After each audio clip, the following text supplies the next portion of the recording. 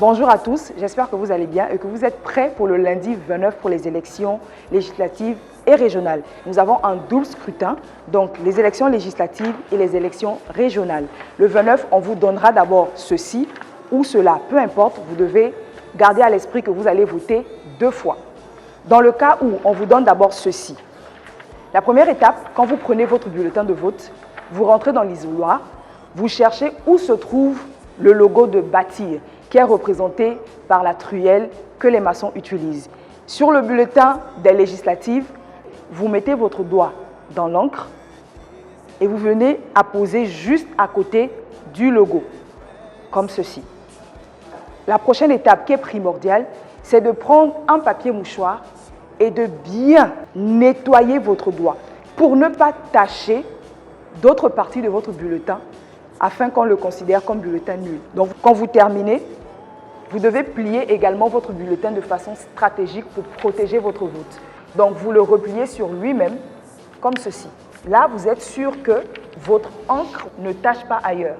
Vous faites la même chose de l'autre côté.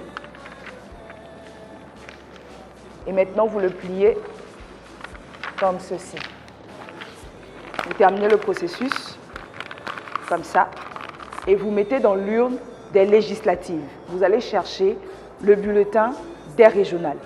Quand vous l'avez, c'est le même processus. Vous cherchez à repérer où se trouve le logo de bâtir.